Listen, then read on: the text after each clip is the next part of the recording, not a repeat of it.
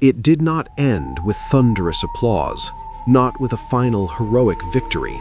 but with a silent surrender in a forgotten palace, where a frightened teenage emperor handed over his crown, and an empire that had ruled the world for more than 1,000 years quietly disappeared into history. This was the dramatic, tragic, and monumental fall of the Western Roman Empire. For centuries, Rome had been the center of civilization, its roads stretching across continents, its laws shaping nations, its armies enforcing peace from Britain to North Africa. And at the heart of this vast system stood the eternal city of Rome, a symbol of order, power, and human achievement, where emperors ruled, senators debated, and millions believed that Roman authority would last forever. At its height, the Roman Empire controlled more land and people than any civilization before it, with advanced engineering, massive aqueducts, stone highways, grand temples, and disciplined legions that seemed unstoppable. Yet beneath this golden surface, slow and dangerous cracks were forming, hidden from those who believed Rome was invincible.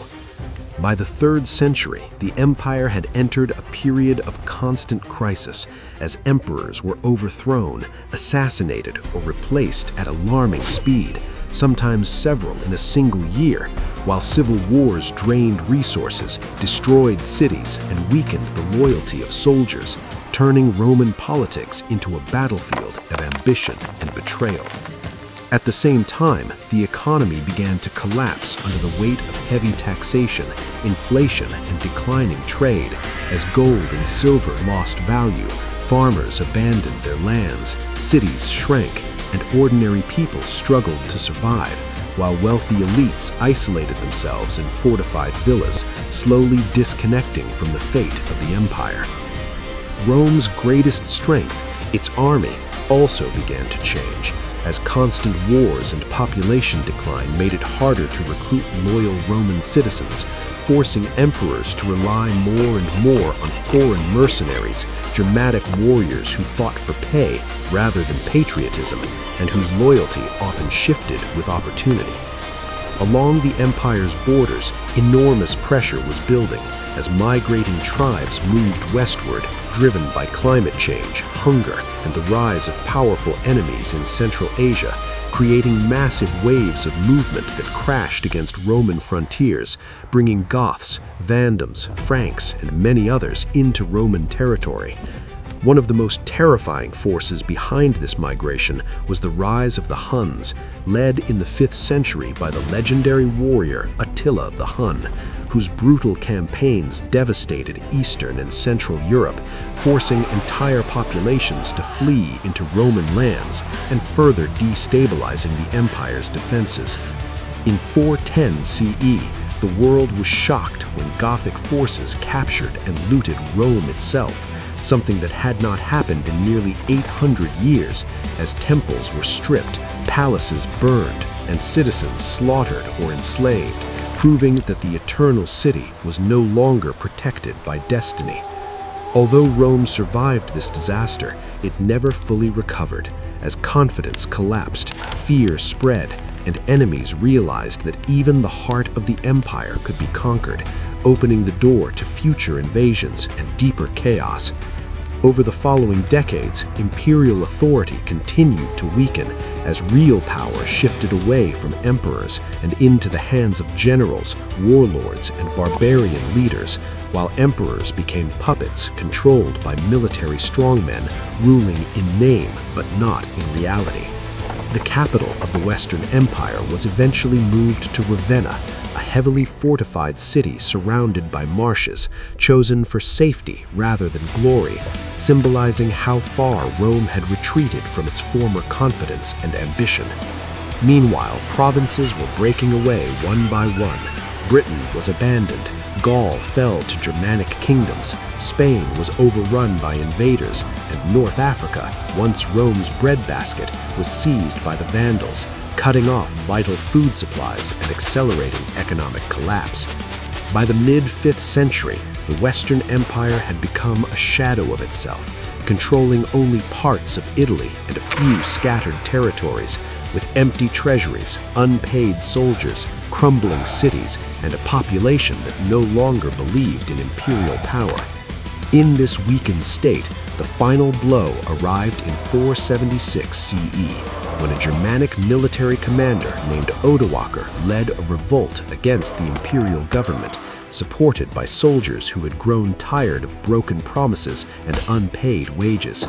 Odoacer marched into Ravenna, overthrew the last Western Roman emperor, Romulus Augustulus, a young boy placed on the throne by powerful generals, and stripped him of his imperial title, without a major battle, without resistance, and without ceremony.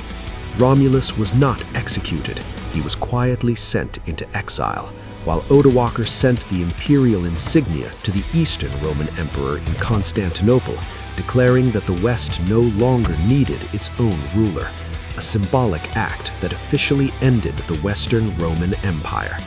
There were no massive celebrations, no heroic last stand, no final defense of Rome's legacy, only silence, resignation, and the quiet realization that an era stretching back to ancient kings and republics had come to an end. After 476, Western Europe fragmented into dozens of small kingdoms ruled by former Roman generals and tribal leaders, where centralized government disappeared, long-distance trade declined, literacy fell, and many cities shrank into villages, marking the beginning of the early Middle Ages. Great roads were no longer repaired, aqueducts dried up, public baths closed, and grand forums turned into ruins as people focused on survival rather than civilization, living in a world far simpler and harsher than the one that Rome had created. Yet the fall of the Western Roman Empire was not a sudden disaster, but a slow and painful transformation caused by centuries of political corruption, economic decay, military weakness, social division, and relentless external pressure, all working together to destroy even the greatest power on earth.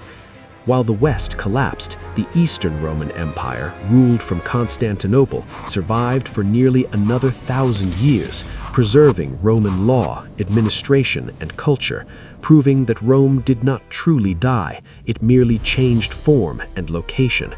The legacy of the Western Empire lived on in European languages, legal systems, Christianity, architecture, and political traditions, shaping nations and civilizations long after the empire itself had vanished. From triumphant legions and golden palaces to empty streets and silent crowns, from world domination to forgotten ruins, the fall of the Western Roman Empire remains one of the most powerful stories in history.